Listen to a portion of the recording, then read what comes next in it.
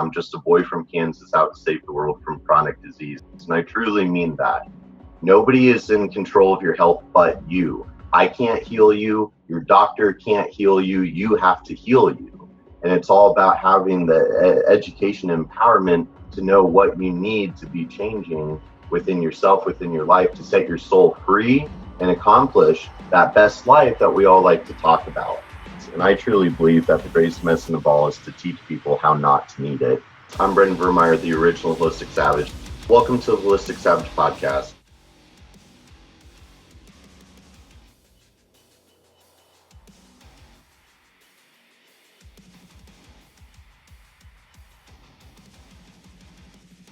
What's up, everybody? Back for another episode of the Holistic Savage podcast. As always, I'm your host, Bryan Vermeyer. I'm super excited today. Honestly, this is kind of an honor for me. We've got Dr. Bryan Waslh here and have a really awesome conversation about all things functional medicine, blood chemistry, whatever else fits in. But Bryan, what's going on, my friend? Not much. How are you?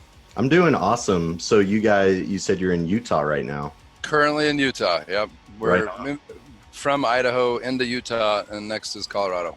Very good. Very good. Well, I'm super excited to have you on the show. So I don't even know how much I communicated this beforehand, but my podcast, it's really kind of my passion project, just to get a lot of good information, good energy, good vibes out there.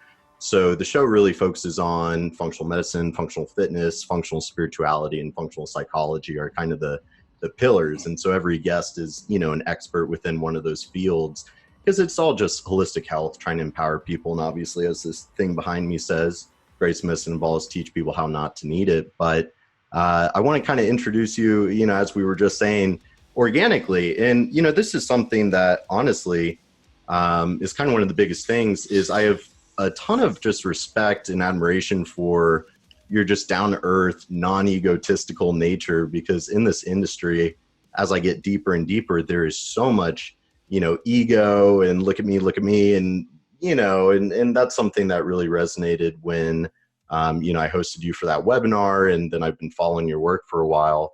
So I think I really kind of first got tuned into your teachings with your Fat is Not Your Fault course from back, kind of when I was a personal trainer, nutrition guy, transitioning into more of the functional medicine world. And I just was amazed by the material, just attended your blood chemistry seminar in Portland, and that was just mind blowing. So I'm super excited to talk to you all about that today. So I'd love to hear you tell us, what are you doing? You're in Utah and driving across the country. And I don't know if I could show you. So I'll see if I can show you. So here's the RV. That's you see it all right? Yeah. So that's we got 7 of us all packed in there. And I got I'm being attacked by flies right now, and in terms of humility, like, it doesn't get worse than this. I haven't showered in I don't know how many weeks. So we've all packed ourselves in there. It's my 7-member family. We got 5 kids. The oldest one just turned 11. Youngest is 2. We're from Maryland. The short version is I had this idea. We homeschool our kids, and I thought, I just had this hankering, like, we should get an RV and just take the kids around and just drive. We can. I'm mobile, they're mobile. And my wife said no. Like, it wasn't even a discussion. She just said no. And then I thought, well, that sucks. So I thought about it more. I thought, well, what if I lecture as I go, which I've never done. I've lectured for companies. I've taught at in the graduate level. So I'm familiar with lecturing, and I've done it for a long time, but never on my own. And I thought, well, this could be either a massive, awesome opportunity or a massive failure, and we had no idea which. So I ran that past her, and she said, maybe let's give it a shot. We had no idea what we were doing. We'd never scheduled events on our own. And here we were not only scheduling one event, but trying to do 13 around the U.S. Of these weekend seminars of this material that I was putting together. And that's the long and short of it. I think we've been, I forget how many states we've been through. I think we've been 7, 8, 9, 9,000 miles so far, maybe driving around this thing. We've had ant infestations. We've been had mosquito issues. I was telling you beforehand, our inverter blew out. We almost ripped the back end off this thing at one point. We spent 3 weeks in Central California at an RV parking lot because we stayed in there and then they worked on it during the day. I mean, this has been crazy. But the whole goal, honestly, was to go back to basics, and I think that the family unit is a mess today. Our family unit's a mess, but for different reasons. But it just nobody has any respect for that. We've lost faith in things. You mentioned spirituality. I'm not going to talk too much about that, but I feel like that's a mess for us today. Medicine's a mess. Everything's online. And so we said, well, why not just focus on the family? And as you saw, they show up. It's not just, this is not the Bryan Waslh show. I wouldn't be here without them. I don't travel without them because they're my everything. And the other hand is bring the best of what I think functional medicine has to offer based on the literature today. But not online, going door to door, like going back out to people and having these live seminars. So that was kind of the impetus for it. And I think it's gone pretty well. We've had a pretty good showing. Yeah, you were in Portland. I think we had about 60 people there, which is pretty good. We even hopped over to the UK for one event. The feedback from practitioners and attendees has been way beyond anything I could have expected.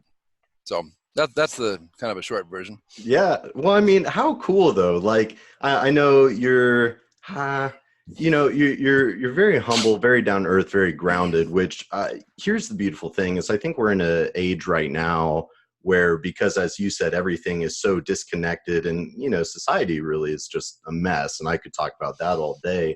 But I think people are really craving something that feels authentic and real. And so honestly, I think that I'd be curious, this is a passion project that you're like, hey, well, how about we do this? And it seems like it's going extremely well, because I know you kind of shy away from the spotlight a little bit, or you're one of the few that's not like, hey, look at me, because there's a lot of that going on these days. But, I think, the family, the vibe and everything, because it was great. I came out to Portland and, there's your wife and there's your kids, and just we're all here to learn. And I really liked how, as opposed to I go all these different functional medicine conferences and it's like, here's the flashy lab booth and the supplement booth.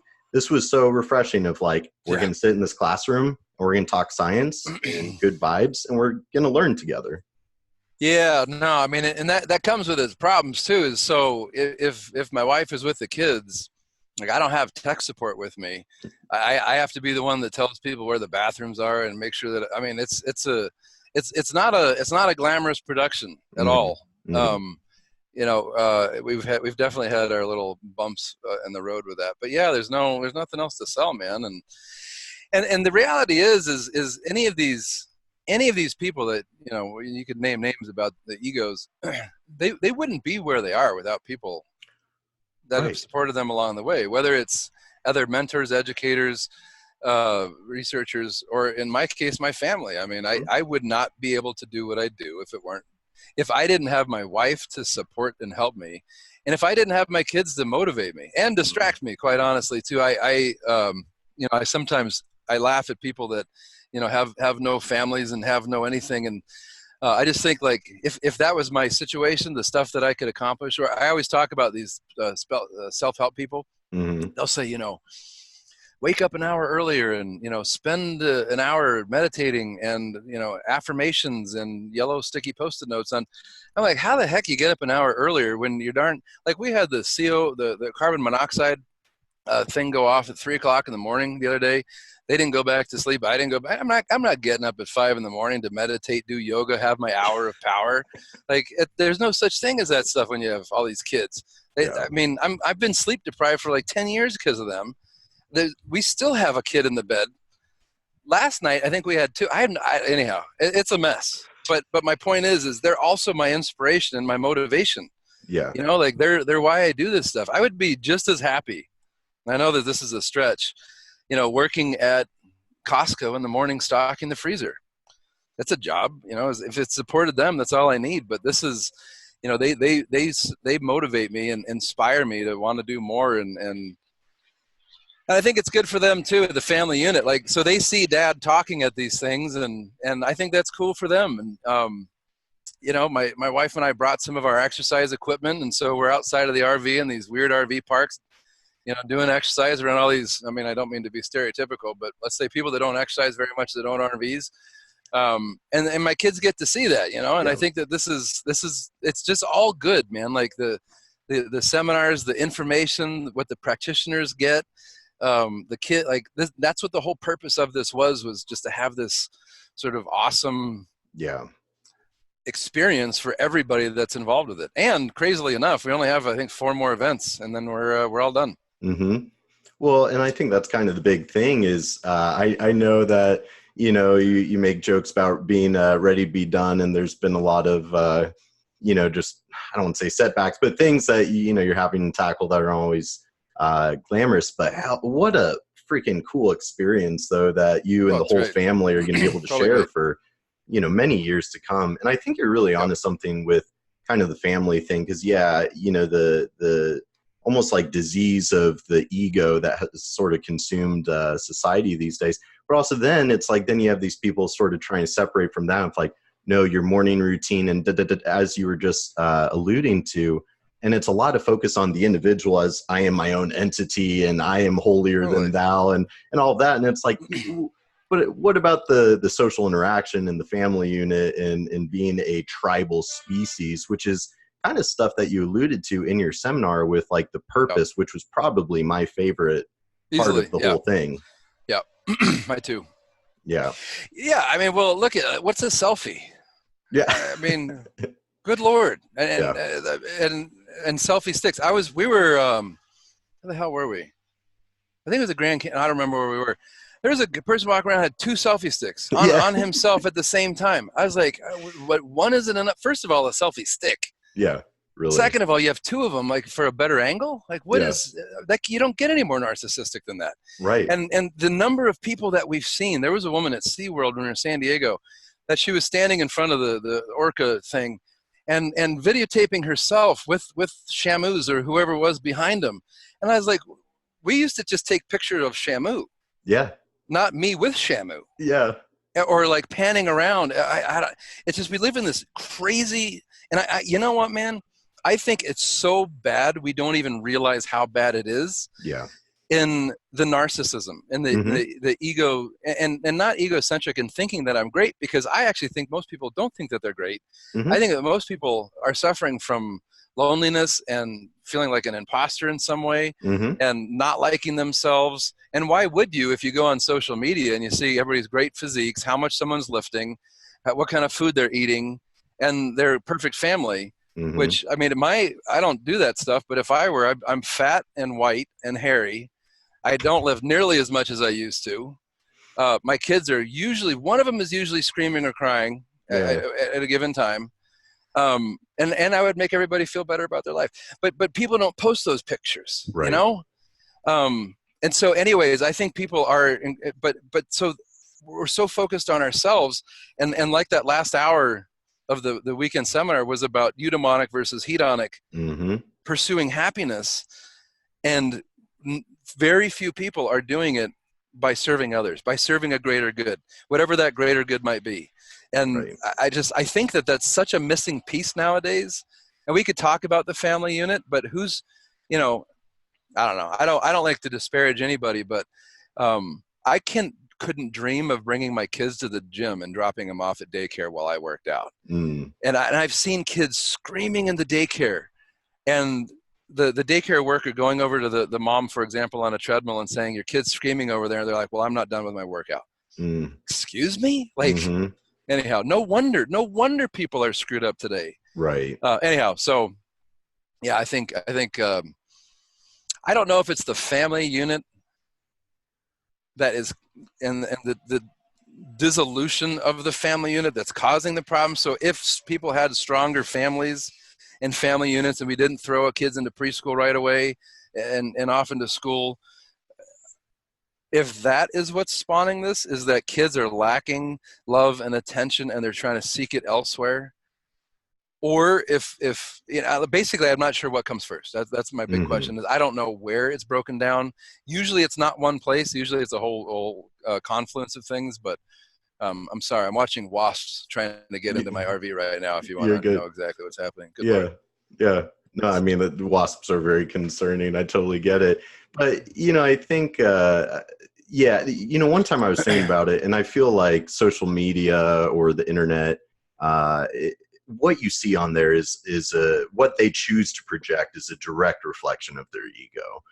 What do they want you to see, and, Totally. and all of that as you're speaking to. And I always kind of, think of it as sort of this, drunk on instant gratification and sort of high on the American dream sort of thing. And everybody wants that. And yeah, I think a lot of it comes down to a lot of ego fragility and kind of these voids in the soul that they're trying to fill, but yeah, where does it all start?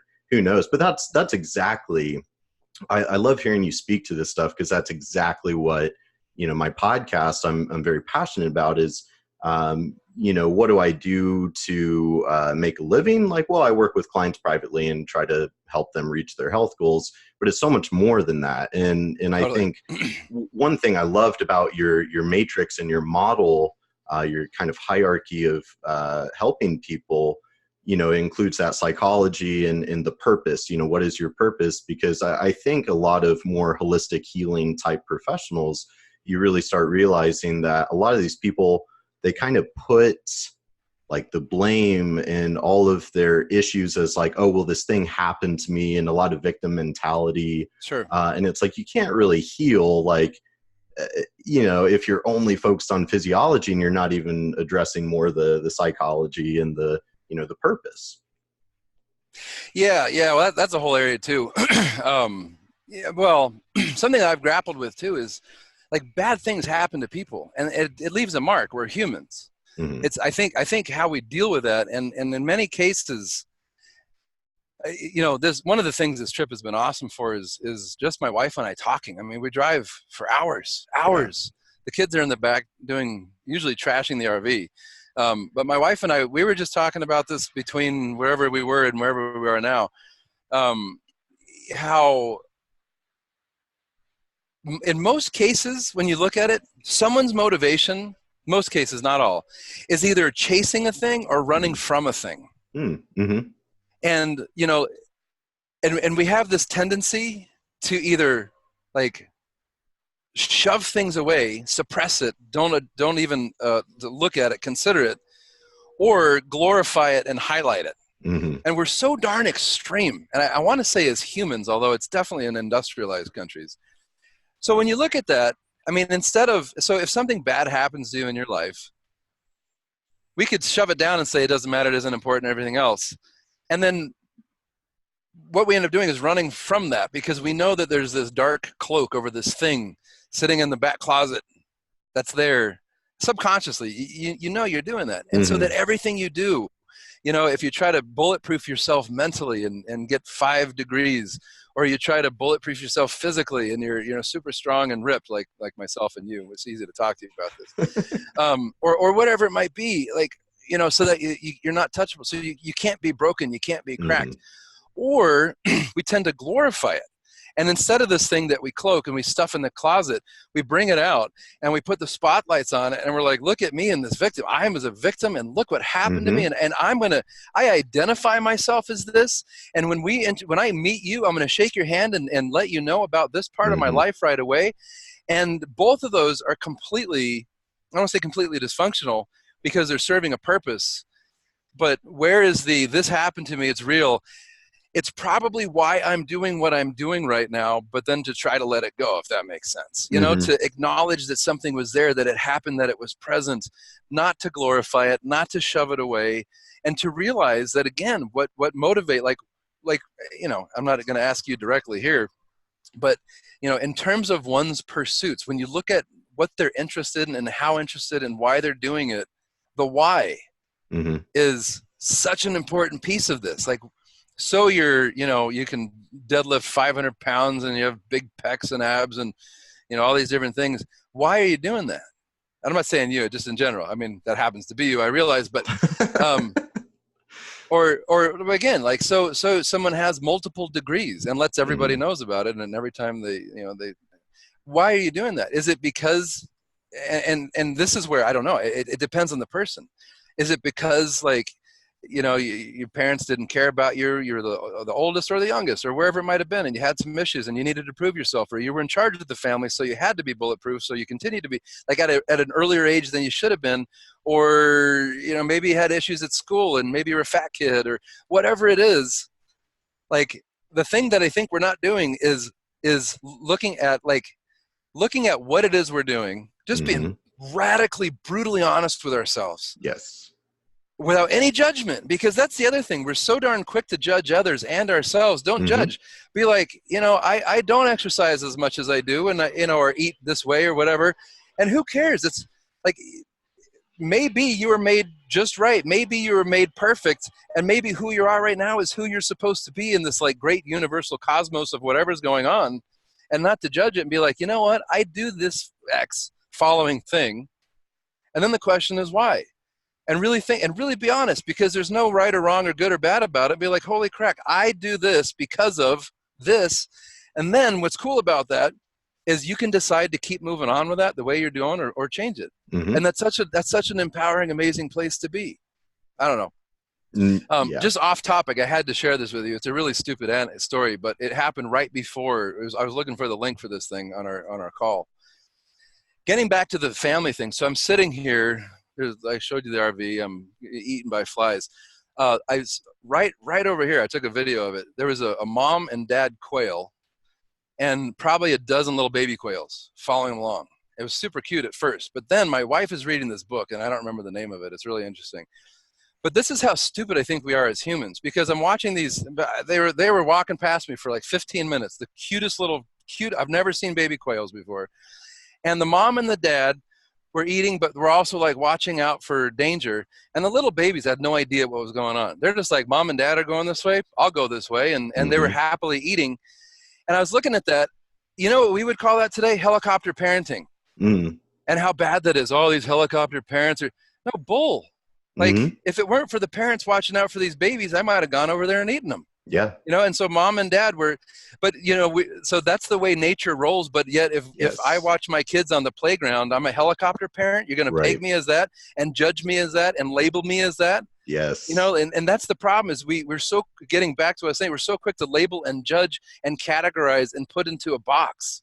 But yet all you need to do is look at nature and be like, well, mom and dad quail were taking care of their little 12. I have 12 baby quails looking out for danger because they're not ready to go out into the world yet. Right. But yet I'm a helicopter parent because I care about my kids and I'm spending 24/7 with them and I watch them on a playground and don't let them run off by themselves. And like, and I talked about this during the weekend too, but confirmation bias. So all you need to do is have someone that feels parenting is one way, another person, and then you find the research and the papers and the examples, like I just did, the examples that support your cause, and then you fight about it on social media because everybody has to be right because you can't be wrong because there's something wrong with being wrong. I mean, that's what I'm saying. I feel like we're just royally screwed up. Yes. No matter how you look at it. Yes. I feel, and that's getting back to this tour. That was the whole purpose of this, man, is to like support the family, support the family unit, take away the ego out of this industry where I think there's more egos than we even realize. I think it's such par for the course that we don't even realize how bad it actually is. So anyhow, but yes, so the judgmentalism and the labeling and I don't know what the antidote is, but we sure are trying. Yeah, and I think you're probably helping with that too. I'm doing my part and asking myself why every step of the way. That's such a big question. Yeah, it really is. And, something I've almost been, you connected a lot of dots there, and something I've been sort of, I don't know, hypothesizing or wrestling with is, like, what is the ego? And I've kind of come up with this idea of, I think, because the deeper I go down the rabbit hole of science and physiology and biochemistry and all this stuff, the more it really kind of points back to nature and Darwinism and evolution. And so like with the human ego, I almost kind of think of it as like this primordial mechanism of self-interest to propel us towards continuity and reproduction and Because it's like if a species doesn't have any intrinsic desire to continue, it won't. So there has to be some kind of biological driving mechanism and whatnot. But either way, though, I mean, I almost kind of think, in today's cushy, super soft society, you're just talking about these quails and everything. And there's this Instagram page called Nature is Metal. And it's like a really popular page, and it's literally just animals eating each other and tearing each other apart. And so it's kind of that brutal reminder that nature's savage. Nature is life, death, always has been. And then here are we humans overcomplicating the shit out of everything. And, I think this is almost like when the human species is not consumed and occupied with survival, or really we are still all trying to survive, but instead of the natural world, it's this artificial virtual reality society, and ego is just projected everywhere. And we're still all, under threat with chronic disease and, the mental plague of expectation and judgment. And so I think that's almost kind of part of what it is you look at the way that the bipedal hominid species has existed for thousands of years versus how it is now. And I think we're in such an interesting phase of human existence where you look at how much life for us in society has changed in the past, just the past 50 years. Like, these didn't exist. I got my first flip phone at the age of 15, and it was T9 texting. Whereas now you got, 2-year-olds that can navigate an iPad better than me. Yeah. We didn't have flip phones when I was 15. Yeah, I imagine not. No, we were just talking with our kids about when my wife and I first started using the internet. Yeah. Like when email was just created. And for these kids, I mean, to have, what was the 9-year-old was just asking me something. He couldn't get his head. I was talking, so I was in college, and there's the first like beginning websites. HTML coding was all there was. There was no Java. There was no anything flat. There was nothing of that. And I was talking to him prior to that. He's like, so wait, you didn't have like Safari? I was like, no, dude, like there was no internet. You don't understand. Like there was no Safari because there was no internet. Yeah. And he couldn't even wrap his head around it. Like it's, and yeah, the 2-year-old, you should see the 2-year-old on iPad figuring out how to swipe and swish and do all these things. And yeah, no, I hear you. No, it's interesting what you're talking about, because I think, about what the ego is. And you might, I probably won't be looking at that Instagram page. I don't think animals eating each other is that exciting to me, but, the humans are different. We are animals, but we're animals with, the unique ability that we know of, have certain emotions and be logical and rational and think in ways that supposedly other animals can't. And I believe because of that there are periods when perhaps survival is not on the forefront of our existence, and that when, as a part of a community, that we don't really need to focus on survival, because we know, which I don't know that an animal knows or not, or there's a subconscious in an animal or not, that we know that we're being taken care of, that we are a part of a community. And as that community, the whole unit is stronger than in each person individually. And that in that time, that there is, I honestly think, I think your question about what is the ego is a great one. And I don't know the answer myself, but based on what you just said, thinking out loud, is I would think that if one was a part of a community, and I mean, like a real community, that the less one was considering their own survival, the less there would be need for ego. Because if ego is self, then listen, during times of survival, that's probably going to help you keep you alive. Honestly, I'm going to think about myself because I'm the only one there is to think about in the middle of this dark forest with lots of scary eyes and growling going on around me. But when a part of a group, I don't think you need the ego anymore, which then if you transpose that onto human existence nowadays, why the heck is there so much egocentrism? And I would suggest is because everybody, I mean, look at, people are fighting to be number one. They're trying to be number one in an argument as to whether keto or vegan is better, or whatever the argument of the month is, dietarily or supplements or like, or exercise or carb front loading, backward loading. I'm waiting for carb upside down loading because I haven't seen that one come out yet. I mean, how many ways are there how many ways can you manipulate carbohydrates, and just how stupid we get. We're like, this is how I think, but if somebody eats a certain way and trains a certain way, in 10 years is going to have a certain physique. And something tells me whether or not they stood on a Swiss ball or used a kettlebell or carb front loaded, backwards loaded, or upside down loaded, I don't think it's going to change their physique that much in that period of time. You grab heavy weights, eat a lot of food, and you'll probably get bigger and stronger anyhow. So then why do we focus on all this stupid crap all the time? Why do we split hairs? And I think it's beyond that. I think we've already split them. We're trying to split them again over this minutia of stuff that truly doesn't matter. And I think somewhere we know that it actually doesn't matter. But yet we get in these long, drawn-out debates about things and arguing and screaming about who's right, about things that don't matter, never have and never will. And then why so much of that ego? Why so much narcissism?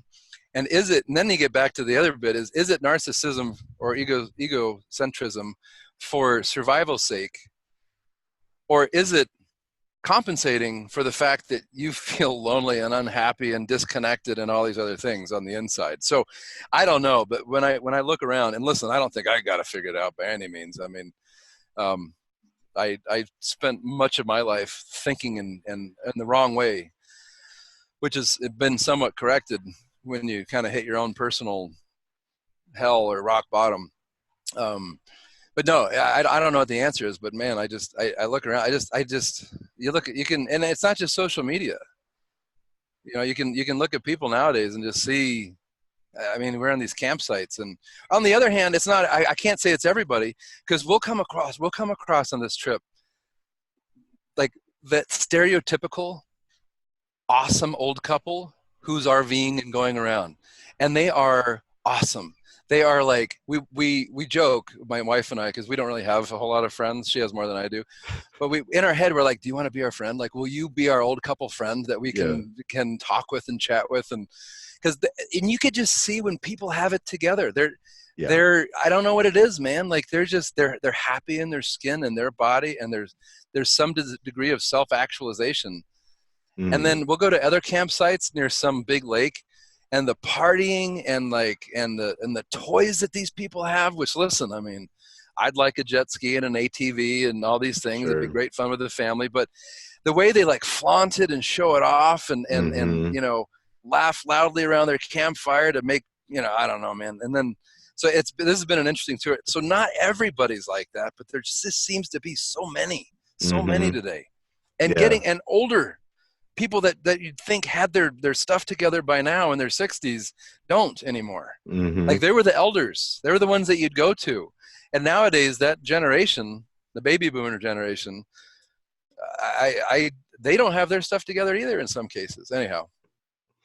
Sorry, this is like the doom and gloom podcast. Sorry, man. We should talk about the citric acid cycle. Much happier. No, this is the stuff I live for, though. I hear you. Getting into that substance of life of what is any of this? David Goggins always kind of, which not that I fully agree with he's his own man, but he's all kind of doom and gloom with like, hey, life is kind of this existential reality that he calls it psychological warfare that none of us are prepared for when we enter this world. And, I get what he's, pulling at there. And I think people are so consumed with, pursuing the image of the perfect human experience that they're not actually present in their human experience. And, I have this like cute book that's all, spiritual daily affirmation, whatever, but it's all about like, what's it saying? Something about like experiencing your, best life or whatever by being present with the life that you have, right. So that's kind of the whole thing is like center back to like, what do you actually have here? But yeah, people will, split the hairs over and over and over and hyperfixate on, playing around with their carbs and macros through MyFitnessPal, anything to avoid looking inwards and looking at those emotional traumas, anything to avoid that. Sure. I think people need to be a little bit more brave and kind of take that inward look. Listen, I'm running this mastermind program for attendees of this tour. And it's to do case studies. And so somebody presented a case study. It was a 60-year-old executive, way high up in the company, high pressure, high stress, high pressure. But the dude is like rocking it. He's exercising and he's eating well, and he wants to. He's seeing this practitioner to optimize his performance and optimize his brain. So I don't know who this is. I can picture this like, fit, exercising, wealthy, and she said like he has all the gadgets. He has the Oura rings, and she listed out all these things that he has. And so when I went over this case with her in the group, and in his, I forget his blood chemistry. Oh yeah, massive oxidative stress. So his uric acid was high normal, his bilirubin was low normal, his GGT was high normal. So he's like screaming oxidative stress. And I go over so many of these cases, I forget. He had a couple other things going on. Oh, he's doing keto because he feels like he thinks better when he's on it. I mean, he's that stereotypical sort of like bulletproof, high performance, looks great, is probably pretty darn healthy by most standards, has all the gadgets. And I threw that into the case review. I said, when you see something like this, is he chasing something or running from something? In which case, health, and listen, and other industries do this too. Financial industry is the same way. You can get into stocks and, and just be totally fixated on anything to distract us from what you were talking about. And, macros and gadgets and all these things. And I will just tell you, so as a part of this case study, we were just at this place in Idaho, I think it was Idaho, Massacre Rock State Park, which was a part of the Oregon Trail. And so when I go, I do all the planning for this whole thing. Like my wife and kids are just like those little baby quail. They just like, where's daddy taking us now? So we showed up to Massacre Rock, and my wife is like, Massacre Rock? We're staying in somewhere called Massacre Rock. And there was a place in there that was called like Devil's Gate. She's like, what are you trying to do to us? Yeah. But it was called this because on the Oregon Trail, which I knew very little about, I will admit prior to this, there was area that the settlers would have to go through. There's these huge rock formations, and it was like such an amazing spot for ambush by Native Americans that they called it Massacre Rock. There was no massacres there, but they, these old settlers from, the 1800s, they called it Devil's Gate because that's where you're going to get killed when you went through. Yeah. But there was no such thing. It would never really happen. Anyways, so we were looking at all these Native Americans and these pictures of these people, and I was looking at these Native Americans. I was like, none of them had an Oura ring. Yeah. Like none of them. They in fact they had nothing. Yeah. They barely had any clothes. They had some kind of weaponry. They had a horse, maybe some shoes or clothes or whatever. They had some shelter. They had food. But they didn't have Oura rings. They didn't have, I don't even know the gadgets. I can't even list any more out. But they didn't have that. They didn't like eat their certain things at the certain time before they went out and rode their horse. And then, within a 15-minute window afterwards, ate some bison, some pureed bison with, lots of plantains or whatever the heck. But yet you'd argue that they were on no specific diet in terms of like regulation. They slept when they slept, and they probably slept well when they slept, but they also probably didn't sleep well because there might have been intruders or animals coming along. By all those, they shouldn't have been healthy, but they were incredibly strong and robust and resilient. And I don't think they had to go see a therapist. I think bad stuff happened to them. They probably like lost their brother or sister or dad or something or some time for something and sucked it up, and that was life, and that's just what they did. Now, I don't think that we should model Native Americans per se, but like they also probably weren't, drawing selfies of themselves on the rocks, right? Because it wasn't about them, right?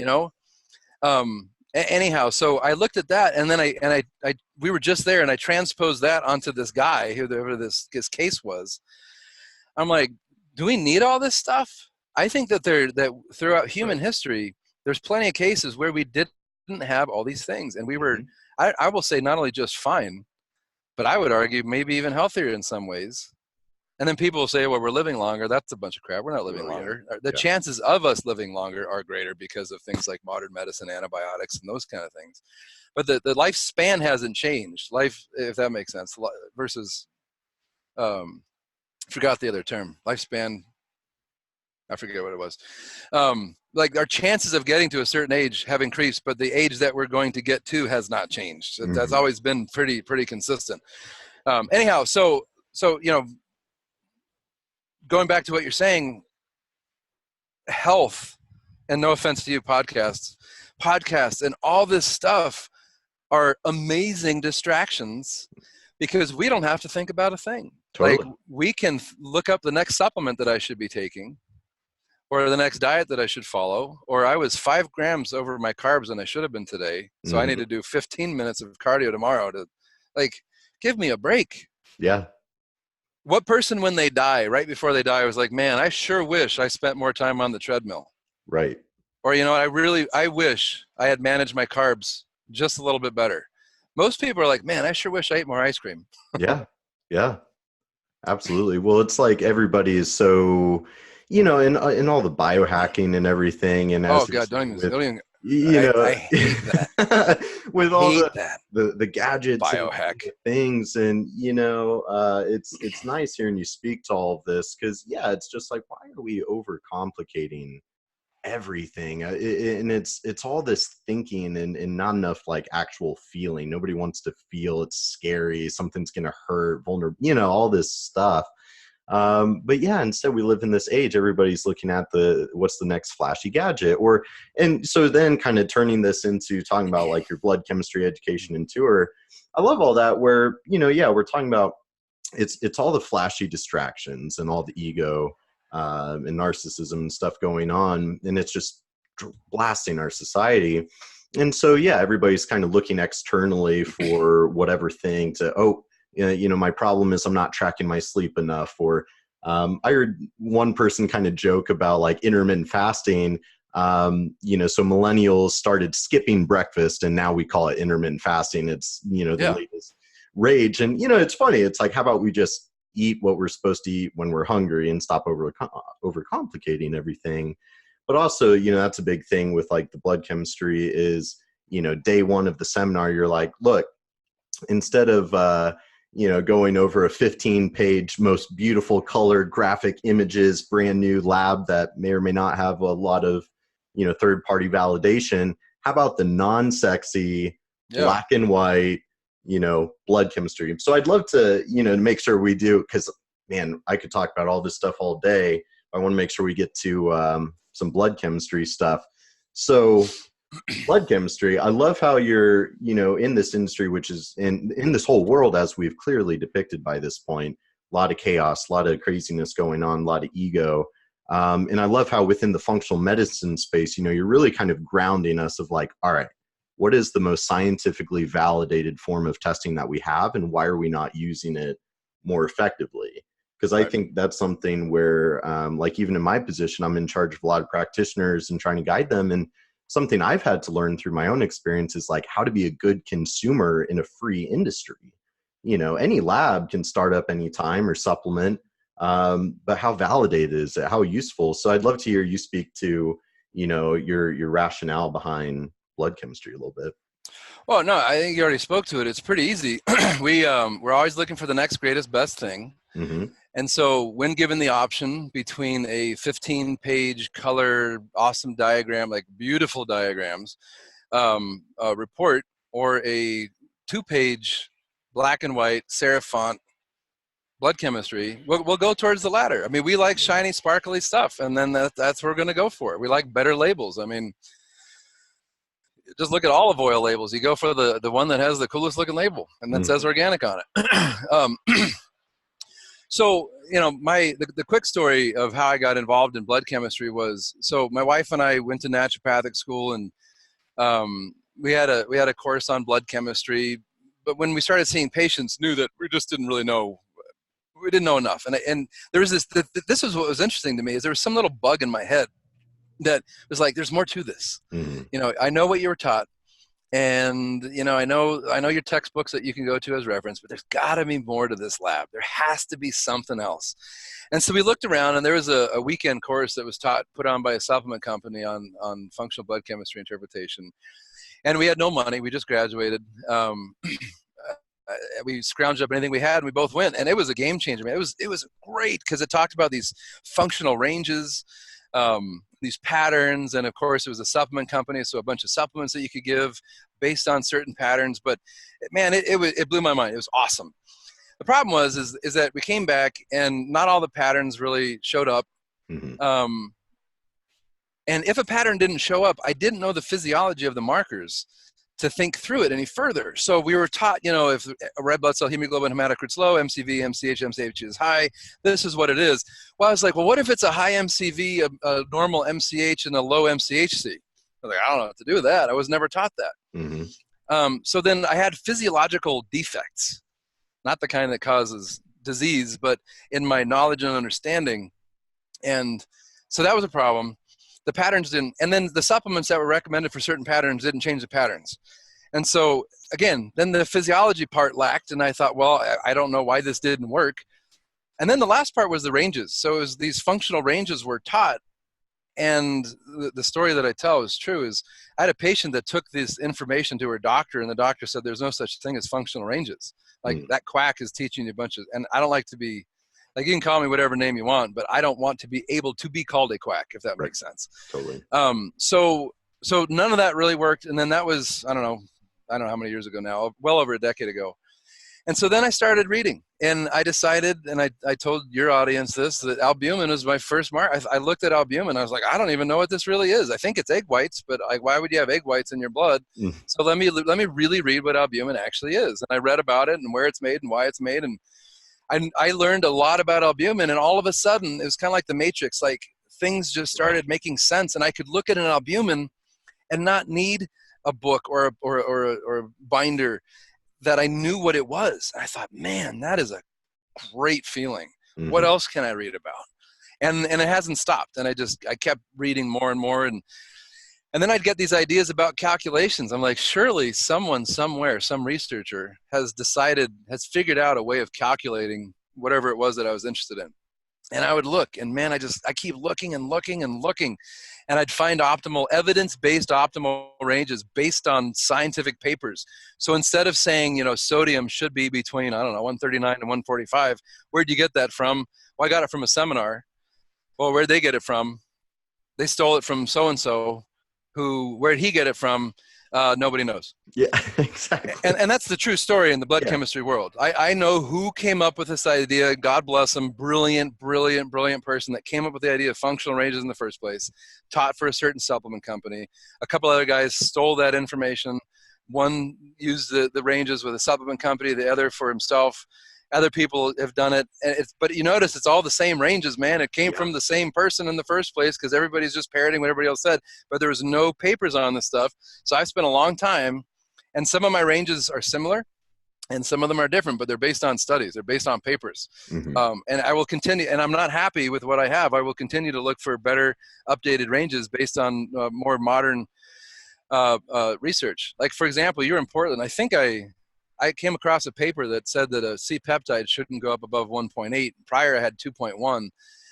But that's how dynamic this is. This is not static. This is not going to stay the same. So that's the story. Like, I'm passionate about it. I love it. It's the most scientifically validated test of anything out there. You could get a lab. I've gotten labs in different languages that I didn't speak, by the way. I really don't speak much. I don't even speak English very well. But I think it was in Danish. And I swear to you, like, I could have gone into Google and I didn't. I looked at the word and I looked at the range. Mm-hmm. And I was like, that's hemoglobin. Mm-hmm. And I would go through and I would see how many of these markers I could figure out what they were based on what the word kind of looked like. And some of them, I'll tell you, weren't even close. Potassium, good Lord. Potassium in Danish, I don't know what it is, but it's nothing close to what we have, I think. Yeah. But because of the range, it was a game. I was like, I'm going to figure out what these are. So it's internationally respected. It's crazy inexpensive with the amount of information that you can get. And you went to the seminar, there's way more information that you can get from a lab than what's just printed on there. The neutrophil lymphocyte ratio, or like the fatty liver index, or viscosity, or osmolarity, or all those things that I covered. Like, why? And then I just stand back. I'm like, why the heck would we have patients and clients spending hundreds of dollars on a lab that only looks at, like, gut function? Right. All right. So now you know what, and I don't even really trust most stool tests. Now you know what may be going on in the gut. What about anything else outside of the gut. Mm-hmm. And I'm not saying it's not a valid test, or the organic acid test, which is listen, if there was a cooler biochemistry test, that I don't think there could be. I do question its accuracy. I will just go ahead and go on record saying that for a variety of reasons, which I'll come out with later. But where's thyroid on there? And where's glucose regulation on there?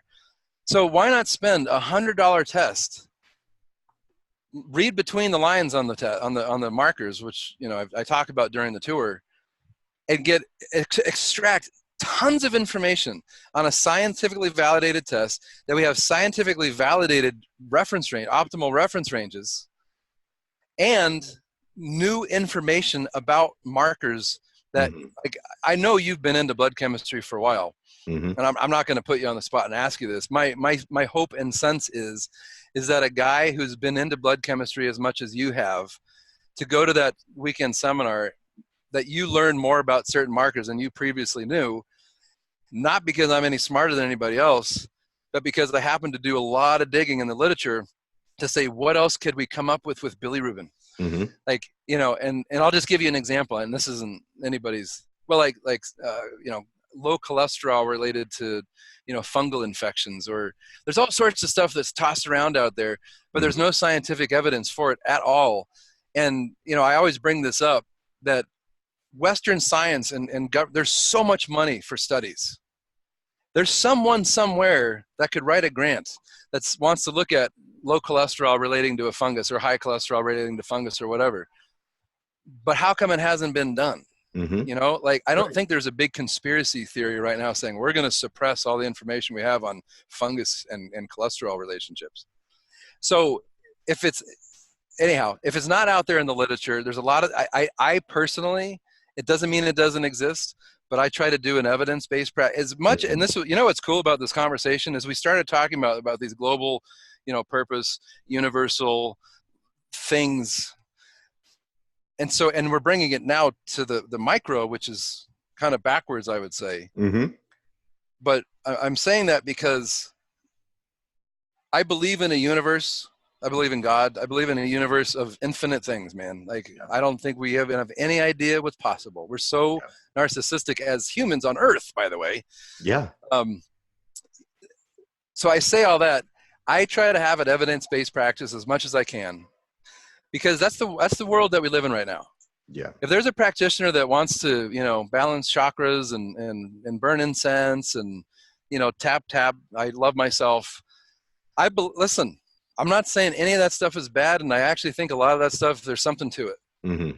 But in our world, I wanted to have an evidence-based practice, so that evidence-based or Western medicine, so that I can make an inroads, so that I can speak the language of conventional medicine and go into them and say, listen, I speak your language. Look at all this stuff that is in your journals that you're not taking the time to read, if that makes sense. I think we'd have a hard time convincing them about chakras. I'm just going to throw that out there. So so I say all this because are these other tests legitimate?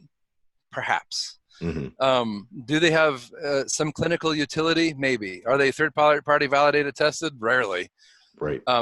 But so just, you asked me why. Because this is so tangible. It's like dirt. You can put your hands in it. You can feel it. You can look around in it. There's so much literature on this stuff that nobody's even exploring. That's constantly coming out. It's never going to go away. You're probably, I don't know if you're too young for this one, but there was a certain lab that used to offer. It was a detox test lab, and it used aspirin and caffeine, I think. Where did it go? It just poof disappeared. And I don't know if you noticed, I don't drop any names.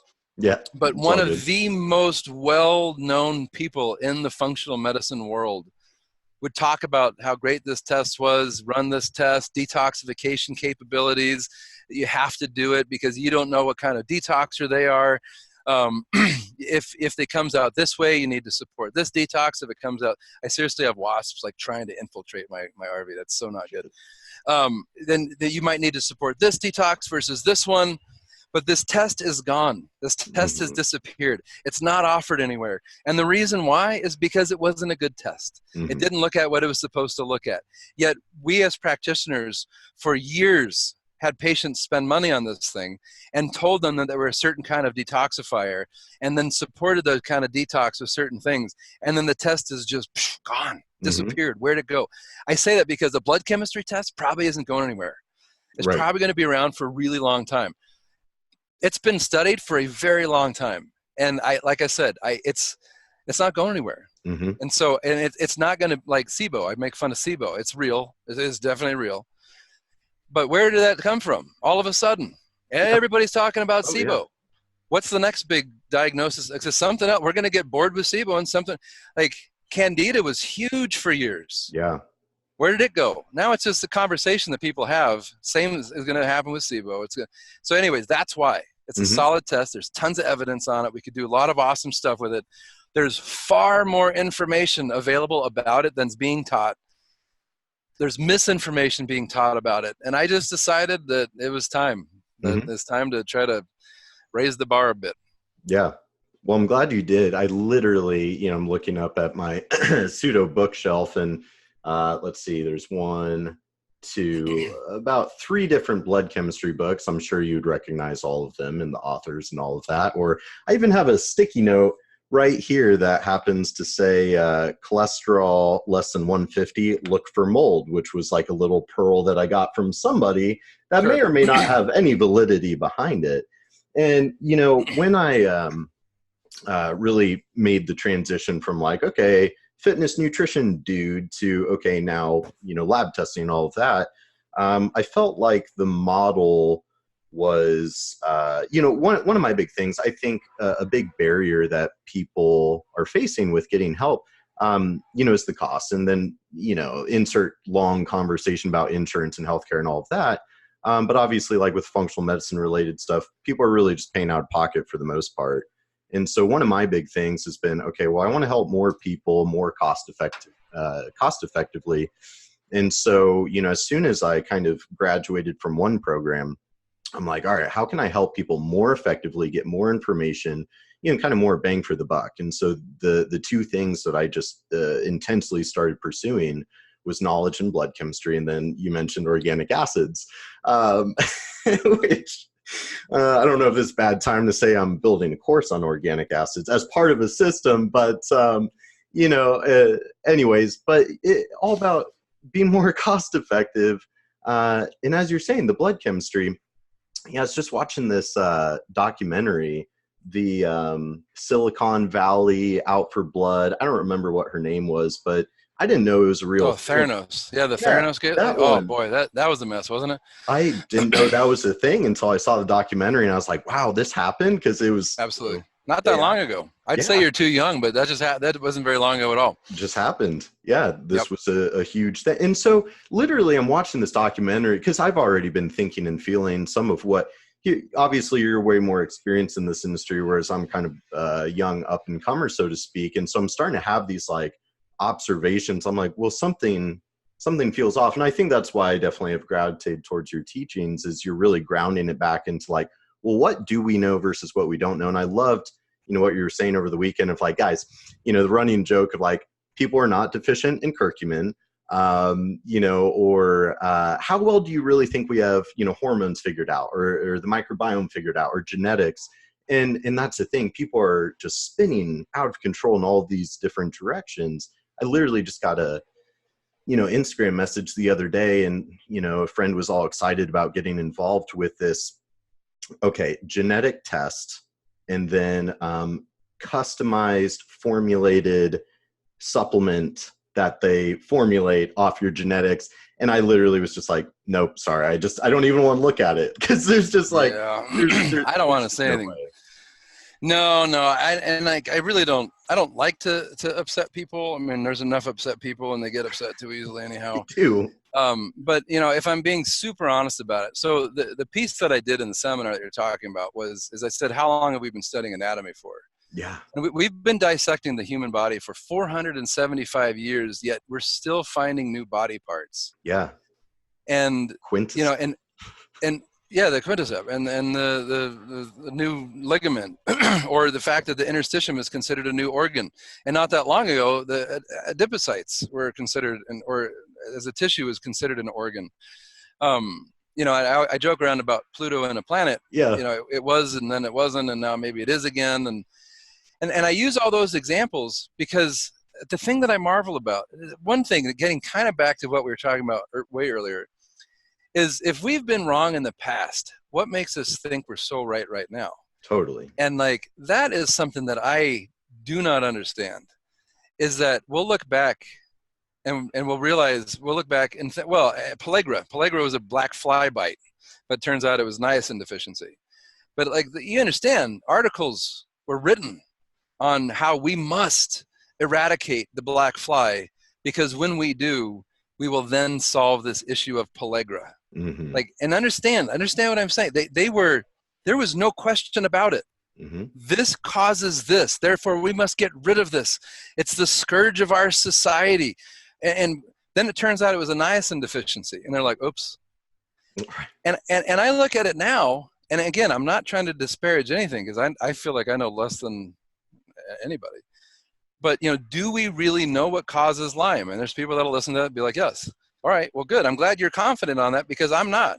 Or HIV, mm-hmm. as from an infection. We've been wrong about infections before and what causes them. We've been wrong about cholesterol. We were wrong about eating multiple small meals to balance and manage insulin. And it turns out that was almost completely backwards. Low fat, non-fat, and now it's all fat. And I look at this, I'm like, what makes any of us think that we are so right now, mm-hmm. when we have been so wrong 10 years ago, 100 years ago? And so when all of a sudden we're able to test, so Carl Sagan, I don't know, again, you're too young for me to even barely talk to you. But Carl Sagan was, we'd watch his videos like in 8th grade science class. Yeah. Probably still do. He called it technological adolescence was yes. the term that he said. And I love this, because I don't know how you were as an adolescent, but when I learned that WD-40 was slightly flammable, I would play around with it. Not gonna lie. What else might be? Right. And so, and that's what you do as a teenage boy, is you say like, wow, this is cool technology. What else can I use this for that's probably destructive? But that's what we do, is we're like, oh, X-ray, that's a cool technology. Let's X-ray babies, or mommy who's pregnant. And we're like, oh, bad idea. Mm-hmm. Oh, we can test genes. That's cool. We're still, insulin was discovered 100 years ago, and we're still finding new things out about it. Why do we think that we know everything there is to know about leptin, or gene testing, or all these different things? Right. And I mentioned in the course GIP, mm-hmm. or these intestinal hormones. There was an original function to them, which is why they named them. Then they realized there was another function. They had to rename them, but they used the same letters so as to not confuse people. Like, what in the world makes us think mm-hmm. that we're right now when we've been wrong so many times before? So gene testing, can we look at them? Yes. Do we have any idea what to do about them? And I know, and I've had people yell at me about it. I think no. Mm-hmm. I said that at one of the seminars. Oh, good Lord. Talk about confirmation bias. Right. I said that. I said, if the world experts in genetics, the ones that could just, eat us up and spit us out for lunch because they're so smart with genetics, say, we can test these, yes, but we don't know what to do about them. Mm-hmm. I'm going to listen to them. Mm-hmm. This one woman in the front sits up and she said, well, no, but they don't know about, I don't know, epitopes or this or that. I'm like, oh, shut up. Like, mm-hmm. really? Mm-hmm. You're just trying to prove that what you're doing is right. Yeah. And anyhow, so organic acids, listen, I'll tell you, I was planning on doing a course on it myself until I started looking the literature. I think it's a great test, but I think to put all of our stock into it's not a great idea. Yeah. And like you alluded to, if we're still finding new body parts, so let me just put it this way. If you were looking in your toolbox for 475 years and you still found a new tool after looking for 475 years, I would start to question just about everything else in my life. Yes. Does that make sense? Totally. Like, I'm not trying to get way off on a tangent on this, but if we're deciding that something is an organ that's been there the entire time, like, oh, that's not a tissue, that's an organ. How well do you think we really have hormones nailed down? Right. You know, and I'll even say there are some that I think we have better ideas about, like the citric acid cycle. Mm-hmm. But oh, I hear screaming children. Great. Maybe that's our tip. But so that's what I mean is, how can we be so darn sure right now about the diets that we're recommending? Yeah. We were non-fat about a decade ago, and now we're all fat. Totally. Did people forget that? Yeah. Like, and I know I'm kind of ranting. This is me ranting. It's good. I don't really rant. This is about as much as it gets. I'm not angry. I'm confused. Yeah. And so that's why, and going back to what you're saying, I don't think we know much about anything. I don't think we know about the microbiome or the genome or the metabolome or testing or any of this stuff, which is why I think that blood chemistry is the most tested lab that's ever been used. So why not stick with what we know or believe to be the most accurate thing to get the most information from? And sorry to say, but like the organic acids, how new is that? Yeah. The technology is old, right? It's old technology to look for inborn errors of metabolism. Yep. But then we decided to start throwing, and then this cracks me up, is like you might have a certain organic acid tests that you offer as a lab. And then I look at yours, I'm like, well, what other markers can I add on mine? Right. And how more colorful can I make mine so that everybody likes mine more? Which is what the supplement industry does, which is why you get 10,000 ingredients well below any kind of dose that's even going to be effective. So anyhow, I think that in general, we're a lot stupider than we make ourselves out to be. Yeah. But getting back to what you were saying earlier, I think we got to own it. Yeah. Oh, like totally. I'm saying we're stupid. Yeah. I'm saying I'm stupid. And you know what? Like, that should be okay. That's going to be my Instagram post. I'm stupid. And I love myself for being stupid. I'm a human being who makes mistakes, and that's okay. Does that make sense? Like, I think we need to be okay with where we are. And maybe it's okay not to know things about the body and how it works. Or, you know, I like the phrase, wear life like a loose garment. Yeah. The more dogmatic you are, when something comes out that suggests that you're wrong, the more screwed you are. Yeah.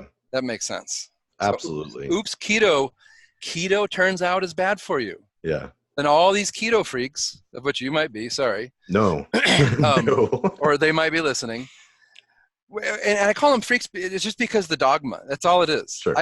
Listen, I love a ketogenic diet. Is my favorite diet to follow. Like, I can eat cream cheese and bacon all day long. Oh my God. And I'm in heaven. So good. Yeah. So good. I just don't think it's the healthiest diet. So I unfortunately don't follow it very long. But the more dogmatic you are, the more followers you get, by the way. Totally. Then when you're wrong, you're going to either look like a total fool, or you're going to scream and yell to try to prove yourself right. Oh, yeah. And that's just a horrible spot to be. Yeah. So, anyhow.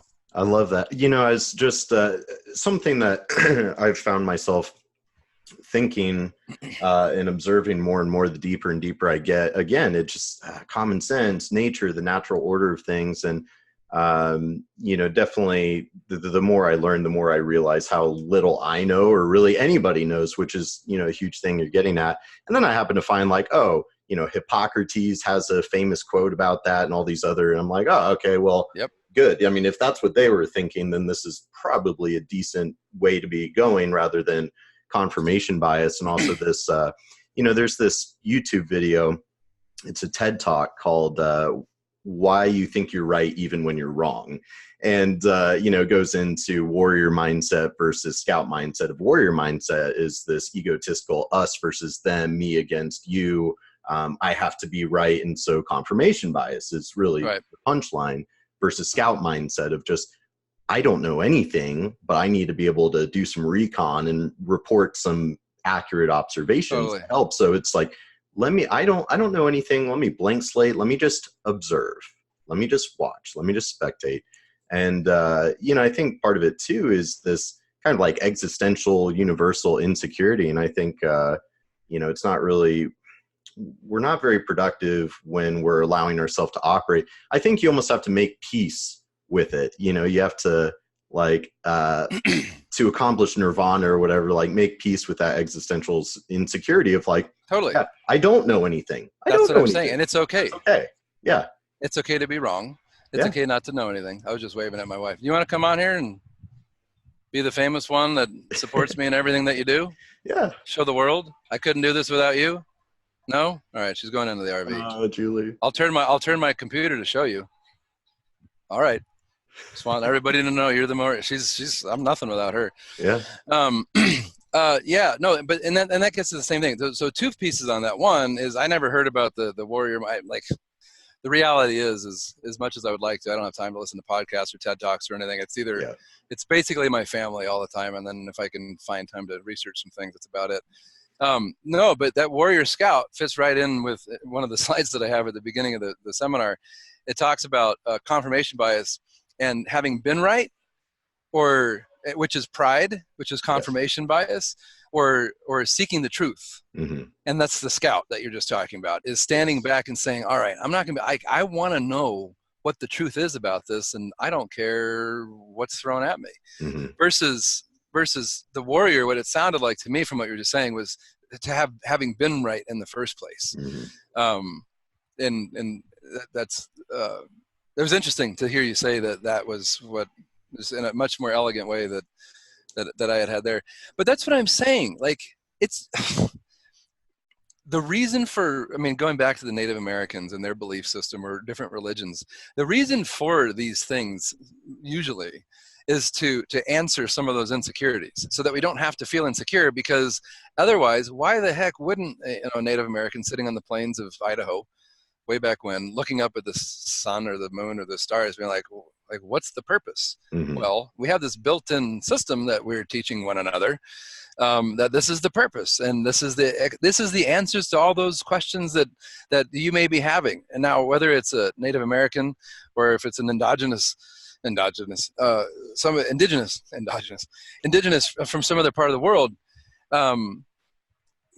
that's why I think a lot of these different things exist, and then coming back to, it's okay. Like, it's okay. I think I'm telling you, man, like and Julie and I talk about this all the time when we're driving, but whether it's the fitness industry and muscles and abs or implants and whatever, or like all the stuff that we're artificially doing to the human body to make ourselves look a little bit better, whether it's injections of like, I look at that and I know this is hard to believe. This is actually true though. I don't know how old you are, but when I was I used to almost deadlift about 500 pounds. I was probably like 230 at, like, I don't know I never did my body fat, but I was pretty lean. Yeah, and pretty like solid. Dude, now I was 230, but I replaced all my muscle with fat. And I had bookshelves, dude. I used to read anything I could possibly read and all these things. And so I'm saying that to you because, like, who I am today is nothing what I was. So I was fitness and nutrition first. I just watch out where you're going with this, because I did that, and then I did the labs, and then I got 5 kids, and then I look nothing like I used to. So you better watch out. Yeah, I know, right? I'm warning you as a tip. Yeah. By the way, best birth control ever is me bringing my 5 kids in an RV to your house. You look at that, you'll be like, geez, forget it. Yeah. Yeah. Or it'll change it, and you see that you want a family. But like that's who I used to be, and there was a reason for it. I used to want to be the strongest person in the gym and the leanest person and intelligent and but then I realized the reasons for it and how many people identify with a certain thing and then are no longer that thing, and that's what leads to loneliness and depression and all these things. And so getting back to your insecurity bit, and like, it's okay to be insecure, it's okay to feel stupid, it's okay to look stupid, it's okay to be, whether you have large breasts or small breasts or big muscles or small muscles or abs or no abs. Like, if you were to learn that your life was going to be over in about an hour, none of that stuff should matter. Yeah. How come we're putting so much importance on things that if you found out that your life expectancy was really, that was the phrase I was looking for before. Your life expectancy was really short all of a sudden. If those things wouldn't matter when you found that out, why the heck do they matter now? Mm-hmm. Why are we not asking those questions as to why we are who we are and what we're doing here? What's our purpose? Mark Twain had that quote, the two most important days in your life are the day you're born and the day you figure out why. Yeah. Like, why are we focusing on the aura rings and, the ORAC value of goji berries, or, whatever is going to help draw more water into my muscles. So when I exercise, I feel a pump, and it's clearly going to make me bigger and stronger. When, if that stuff if it could be taken away and you end up not feeling like who you are anymore, it wasn't a part of you in the first place. Yeah. If that makes sense. Yeah. So no, I love what you're talking about. That it's okay to be insecure. It's okay. It's okay to question things. It's okay not to know who you are. And to sit back with that scout mindset that you said, and to not look. I don't think you could find. I don't know. I don't think you can write your purpose.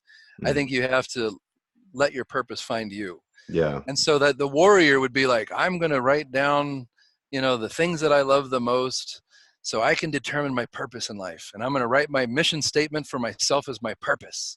And people do that, and that's cool. Oh yeah. But I tend to think that our purpose, whether you like what your purpose might be, tends to find you. Yeah. If that makes sense. Absolutely. So anyhow, but it's all like, I just wish people, like I said, my wife doesn't like me to do this. I describe myself as fat, pale, and furry, because if you own certain things about yourself, nobody can tear you down. Yeah. You can be like, dude, you smell. I'm like, you know what? I probably do. Yeah. You're probably right. Or you're stupid. I'll be like, there's nothing that you could say to me that I haven't internally probably said to myself at one point. Totally. If that makes sense. Yeah. And then that gets back. I'll wrap up this thought with this. So getting back to the social media and the external validation, why the heck, if somebody's really, truly strong, and they know they are, do you have to post how strong they are is to get external validation from it, or the hashtag blessed. I'm blessed. If you really, truly feel blessed, do you need other people to tell it to you? Right. If you do, then you don't really feel blessed. Yeah. You're looking for it from. If you have to post how strong you are, you don't really think you're that strong. Yeah. Or your abs are really not that lean. Because, like, if you're lean, and you are, and you love yourself, you don't need to post that picture of yourself and have other people tell you that you are. Yeah. Does that make sense? Oh, absolutely. It makes more sense than most people are gonna want to hear, and that's exactly what they need to hear. You know what I mean? I'm not trying to upset it, but that's, to me, is the truth. Totally. Is if you feel a thing, you don't need to, and to think of times in your life, well, or just think of right now. Are there things that you irrefutably know, and therefore don't have to post it? Right. Because you don't need anybody to tell you that you're right, because you already know in that truth. Does that make sense? Yeah. Live your truth. Be your truth, Or like, these people that are, into, listen, there's all types. Like these people that are, like a born again Buddhist kind of person that really likes Zen and Buddhism, and it's cool, and it's, and you can meditate and all this stuff. And, or what is it? My wife calls it, she called it something, not the imposter syndrome. Humble bragging. She didn't make that up, but she told me about humble bragging. I don't know anything about any of these things. But when people do humble bragging online, or people will put someone else down, but it's really to make themselves look better. And then the little, the responses that people do, like, dude, what a profound response. I'm like, that's not profound. This person is lonely and sad, and they're trying to make themselves feel better and get external validation for it. So I don't know. I don't know what the answer is. I think it's just to love yourself no matter who you are, wherever you are in your life. Yeah. I believe that we're all made perfect. So you're made perfect. Who you are right now, that might be fat and or whatever, or dumb, that we all have certain talents and skills and abilities that we're so good at. We're so good at. And just because you have other ones that you're not as good at, like I suck at writing. I read what some people write. I'm like, I will never be you, and I sure wish I were. But that's bad. Yeah. I may not be good at writing, but I'm probably good at something else. Totally. And so, like, that's what I mean. Just to own yourself, love yourself for who you are. I suck at writing. I suck at basketball. I mean, I suck at spelling. If you asked me to spell a word right now, I couldn't do it without writing it down. I mean, that's just, like, just to own who you are. And so because of all that, like I said, I don't know if this is the antidote, but I can tell you, with all those things, I'm happier than I've ever been in my life, man. I used to, So I don't know, take it for what it's worth, but Yeah. Well, I mean, shedding the expectations and starting to be, who you authentically, organically are instead of trying to be what you want others to perceive you as, and, all these things. But yeah, I have these kind of weird rules of life I try to live by, and you're kind of speaking to all of them. Like one of them is own your shit. I think if people started owning their shit a little bit more, they might be on to something there instead of kind of these almost like lies to themselves. But no, I'm totally picking up everything. Like we could talk all day about this. I want to make sure I'm respectful of your time because you've got wasps infiltrating. No, I think they're trying to build a nest, but we're checking out today, so I think we're all right. There you go. So you guys, where are you headed next on your tour? The tour is Colorado. So we're trying to make our way to Broomfield, Colorado, where our next event is at the end of July. Then our next one after that is Minneapolis, I think sometime in August. Then we're heading to St. Louis, and then the very last one isn't until October, and that's in Boston. Wow. Okay, I was just in Boston the other day. So you guys, you got a few more months going on here. Then where are we? June, October, mid-July. Yep. Right on. A few more months. Yeah. Well, so you're gonna have a lot of space in between there. Do you guys have any big, hot spots you're trying to see and experience along the way? No. So we prefer state parks. State parks it turns out that they're really inexpensive compared to RV parks, which I don't expect you to know that. But, I wouldn't know. I didn't. Dude, we bought this thing about a week before. So we had the dates set up. Yeah. We've been shopping for an RV forever, and we bought it about a week beforehand. Like we bought it, threw a bunch of stuff in it, hoped it was the right stuff, and then just took off. Like no knowledge of anything. This is crazy. So state parks are pretty awesome because I don't want to talk. We just have our preferences. Sure. So our RV parks, it turns out, they pack you in, man, like literally like sardine cans. You are right next door to your RV neighbor. And there's movies about this, and like the types of neighbors that you might get. Well, they're based on reality as far as I can tell. But this is the problem, the way that these things are set up. So your door and picnic table might be right next to the sewer of the RV next to you, where, what comes out of that. Yeah. And so you're sitting there staring at this. That's not our bag, man. So we tend to hit state parks, and it's nature. There's a lot of historic landmarks that we can teach the kids about. We've hit some national monuments. But then my kids are kids, man. Like, listen, we're both naturopaths. They eat sugar. Yeah. They eat gluten. We have a couple legitimate dairy allergies in our family, so we don't do a lot of dairy. But yeah, I just made them pancakes this morning, man. It was like full gluten flour pancakes with sugar. Yeah. I know that's heresy, and why am I not feeding my kids paleo pancakes? But they're kids, and I make it once a month or a couple of weeks, whatever. But we also hit SeaWorld and Legoland, and so we're near Utah. There's where the Olympics were held. They have a bunch of zip lines and stuff. So I try to do the fun stuff with them. Yeah. But then we learned about the Oregon Trail and went to the Grand Canyon, and no, in fact, I don't even know where we're going. What's interesting is we have these destinations, and then I need to get from point A to point B. I have no idea where we're staying 2 weeks prior. I just like, oh, here's a state park. Let's try this. So no, I don't have anything specific. We're just trying to give them a variety of things. Yeah. Make an adventure of it, I love it. Stay away from people. Yeah. Kind of a little bit of like, surrender control, which is almost something I feel like is a little bit of a theme of the conversation. It's, we have no control. Yeah, exactly. There's no control to surrender. Fallacy of control, right? Like we have no control. Grip so tight onto what we are trying. Everybody's trying to latch on to something, and I think the more you just kind of surrender and just sort of appreciate the beauty of the human experience for what it is, rather than all this other stuff. Yeah. From a clinical perspective, and sorry, as much as this is a state park, we're right next to this highway, so it's a little loud. From a clinical perspective, the more like control I see somebody trying to exert on their life, the more I focus on not the labs, but like the more control, how do I put this? The more control somebody's trying to exert, the less control they feel like they have over some part of their life, or internally or externally.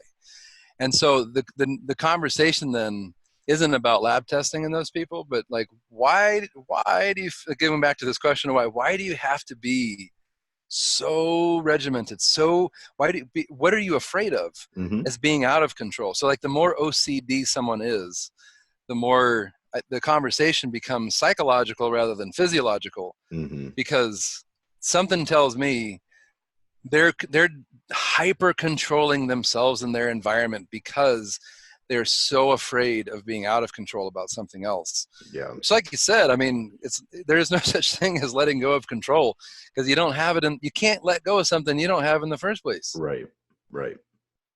Yeah.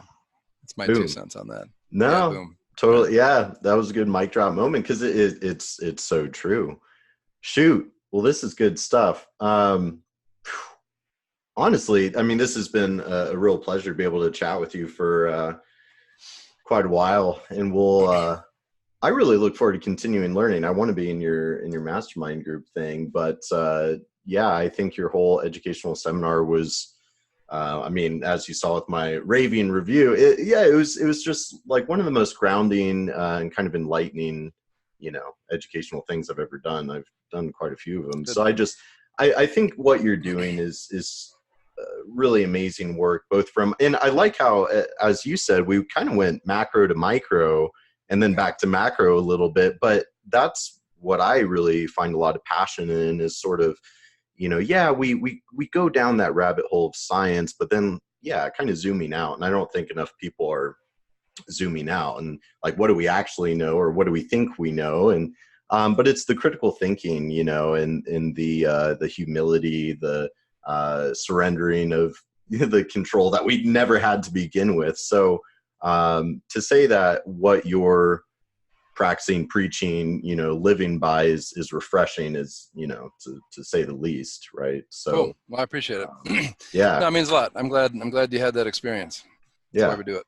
Absolutely. Well, I'm glad you guys did it, and certainly kind of a fun adventure for all of you guys. So I'm sure you're ready to get back home, get back to normal life. But certainly, I really appreciate the time that you've shared with me and everything that you're doing. Yeah, there may be a part 2 to this, though. I don't know. We keep. It depends on it. If the inverter dies, then my wife is like, "We're never doing this again." Yeah. But we've reached a little stride with this, and it's kind of enjoying it. It's a pretty simple existence. My wife is talking about writing a book about it. There you go. Because of it's just been an interesting experience. Simplicity. Yeah. Food availability. Spirituality. Yeah. Parenting.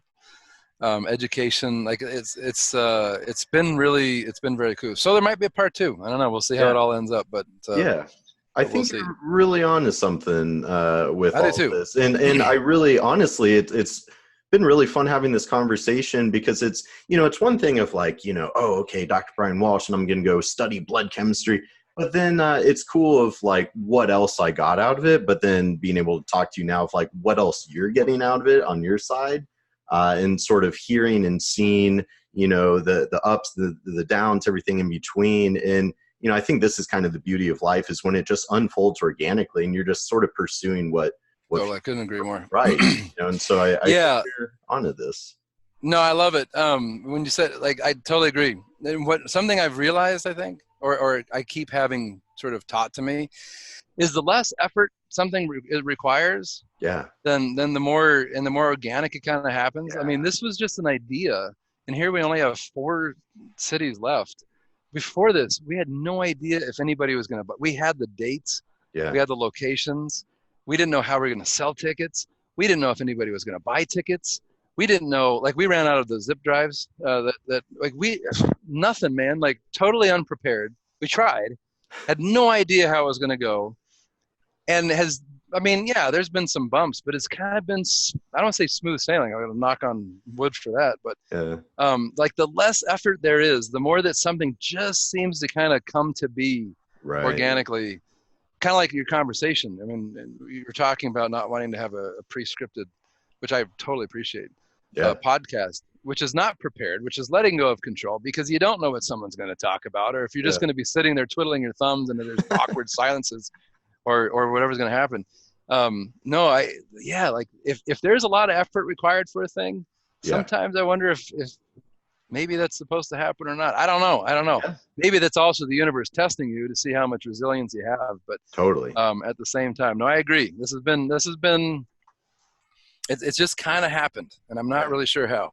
Yeah.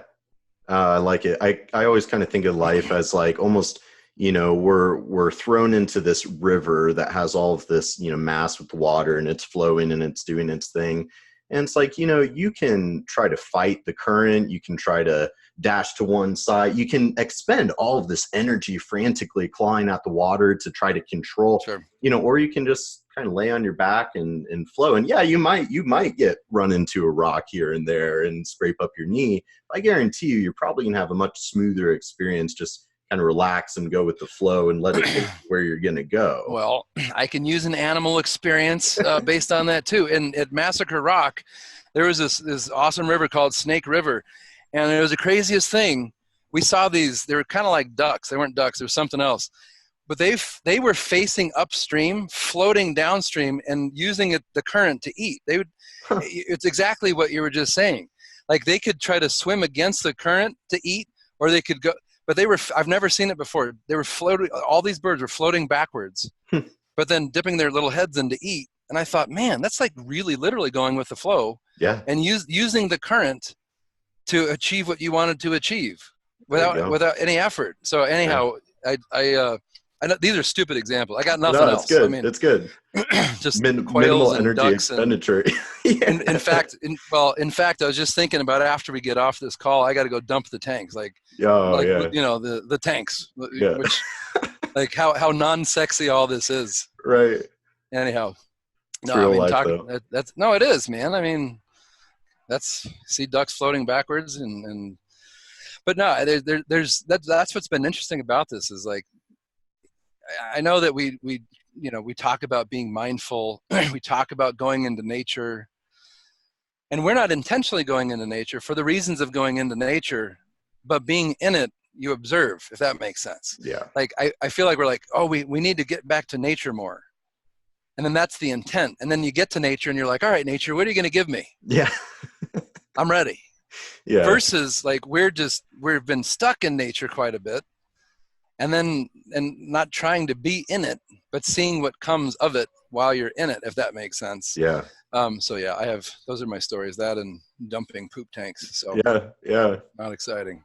No, I love all that. Well, I don't want to delay you from doing that. Yeah, that is my next task. I mean, literally, I'm like, well, we got to check out. So that means I got to dump it. Yeah. Shit happens, right? Well, you said own it, right? Right. Step number one is own it. Yeah, absolutely. Well, very good. This has been an amazingly enriching, fun conversation. Certainly my hope is, like selfishly, I've enjoyed it for myself, but obviously the hope is it reaches people and, gets some good thought provoking. And certainly I hope more people attend your seminar and learn from me. I'm excited. So if there is a part 2, I'll be the first one to sign up. I'll tell you that much. Yeah, we'll see. I'll let you get through the rest of this year before. I pester you about that one, but amazing work. And again, thank you so much for your time. Cool. For hanging out. No, thank you. No, it was a lot of fun. And for your part, you're an impressive dude, man. Honestly, you sat up right up in front, taking a tons of notes. You knew probably more answers to my questions than most people. And I see really good things for you in this industry because of the trajectory that you're on. Until you have a bunch of kids and a wife, then you better watch out. So, yeah. Well, that really, I mean, that really means the world. Honestly, it's exciting because I'm just a dude kind of doing my thing, and I'm trying to practice all these things that we're talking about. And it's like you think, and then you have to question everything, and it's like, so, but that's navigating reality. We're all just doing our thing. So, it's amazing to hear that and appreciate it. I'm excited. Good deal. All right, man. I appreciate it. Thank you so much. Tell the wife and kids said, hey, and safe travels. I'll be watching your emails. Hopefully the next email I get isn't about this near-death experience of earthquake and rock slides. Dude, I mean, The short story is I'm not even kidding on this one. This was the this was the hairiest. That was an intense email, dude. So the GPS, for some reason, it was two lanes down to one, and there was no like warning signs. It was the RV I think it's 8 feet wide, something like that, and most roads are about 12. Yeah. And this was going up a mountain pass. It was one lane, and I'm not kidding you, man. Like, I'm not kidding. This is I joke around a lot. Like, I can't even tell you. It was bad. It was really, really bad. Yeah. The edge was right there. Like, this thing's 38 feet. I had to stop and blow the air on me. I was sweating, dude. It was like, it was potentially a really bad situation. Yeah. And there was this one spot where I was able to turn this thing around. Thank God. It was bad. So anyways, like that was the only time I've been afraid, like legitimately afraid of bad things in a very long time. It was, if you could picture a huge RV on a narrow mountain road, just skirting the edge. That's what it was. I'm about done here. I'm wrapping it up. Have no power? Oh, all right. See, there we go. So I got there. Yeah, I'll let you go save the day. But yeah, that was intense email. So safe travels. All right. And yeah, I'm sure we'll talk soon. But again, thank you. All right, man. It was good. All right, man. Thanks, Brendan. Hey, thank you. Have a good one. All right, you too. Bye.